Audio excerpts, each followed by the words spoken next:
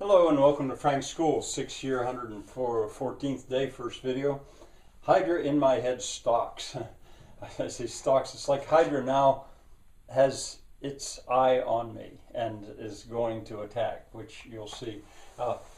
Anyway, that's what I'm calling this. And this is, I'm a little embarrassed and uncomfortable to the extent that this is also autobiographical. As I said earlier, I don't like that, but I'm trying to identify sources.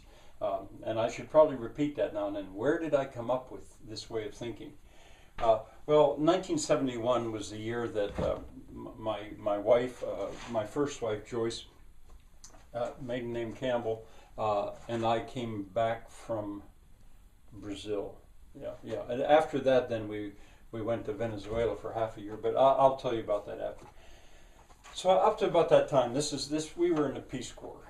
3 years we served in the Peace Corps. Well, during that time, influences. By then I had been to Africa, Senegal, in West Africa, where they spoke French. That was Peace Corps training. My French, no doubt, got better there, but I never really felt that I was fluent in French. And I had been twice during that time. I took a swing through Europe. And you know, I covered that actually in Frank's School back in the prequels to my recommended tour of Europe, which is Portugal and the Alps. I discussed this traveling in detail. So we'd lived in Brazil for 3 years. There we achieved fluency. Now to actually become completely fluent in a foreign language that's quite a trip. I mean, your mind changes a little bit then. We lived in a little town. We didn't really live out in mud huts, as you might imagine, but we were working with, I got to know peasantry. People that basically they were peasants. They were poor, simple, peasantry. We had traveled through Peru. There I saw the abysses on the side of the Andes Mountains. And I've talked elsewhere extensively about that. Twice, no, just the one time I had traveled through the Alps and been influenced by that stuff. So those were influences.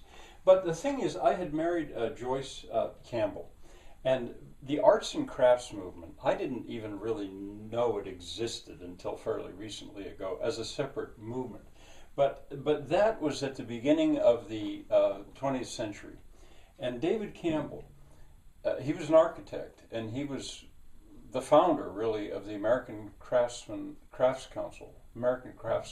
He had support from Mrs. Webb, who was quite rich. But anyway, they established that, and of course, he very much influenced that family, the whole family.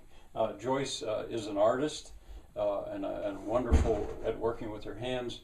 What we did in the Peace Corps was we established and then kept going a cooperative of craftsmen, Cooperativa Artesanal, artisans that formed a cooperative, and it still exists. I mean, here we are, I don't know, 40 years later maybe, and it's still there, run by, I guess, all women. But you know, there was a split that occurred here because I am not artistic in the same way, not as a visual artist, but the trades fascinated me, and the necessary trades among the peasants in that peasant society. And eventually I found Diderot's Encyclopedia of the Trades and Industry.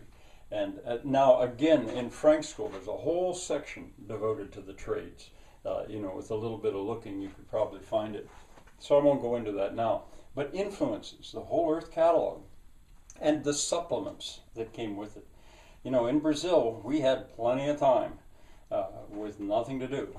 I read all of War and Peace. I'm a very slow reader. But I had all that time to study those whole Earth catalogs as they came out. Mother Earth News might have been a little bit later, but it was an influence at the beginning. Now later on, much less so, but at the beginning. Yes, the second number I particularly remember of having influenced me in this back to the land business.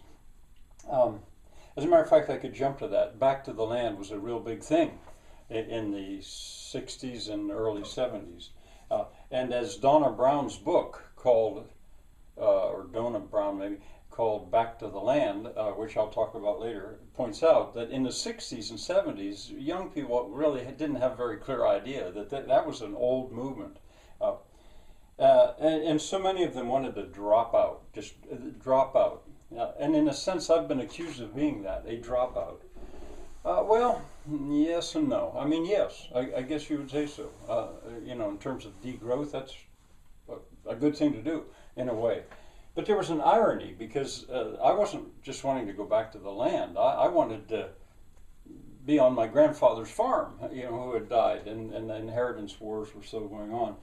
All right, still other influences. Tito, he was among these peasants. He became the closest thing in English would be a blood brother.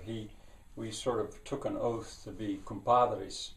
We jumped over a fire together on the Dia de San Juan, which is St. John's Day, I think June 25th, and we said, San Juan diz, San Pedro confirmou que você seja meu compadre, que Jesus Cristo mandou. St. John said, St. Peter confirmed it, that you should be my compadre, my compatriot, who Jesus Christ sent. Tito, I greatly admired that man, but he's one of about 4 or 5 hands-on kind of guys that greatly influenced me. All right, finally over here, this guy lived way back around the turn of the century. He was born in the 1800s, late 1800s. Well, he was a German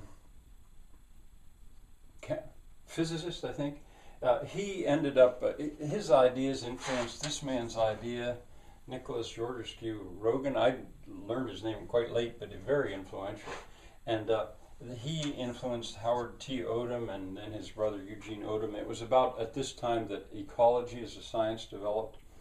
They are ones who pointed out that energy, the degradation of energy, its movement toward greater entropy, drives everything.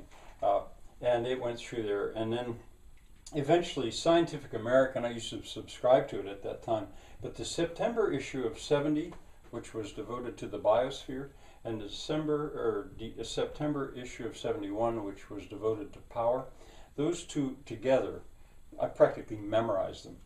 And a man like David Gates, I think his subject he was picking this up in there. And I don't know if I have this guy's name right or not, Roy Rappaport, that talked about the flow of energy in a primitive agricultural society or something. They profoundly influenced me, and you're going to hear more about them. All right, bye for now.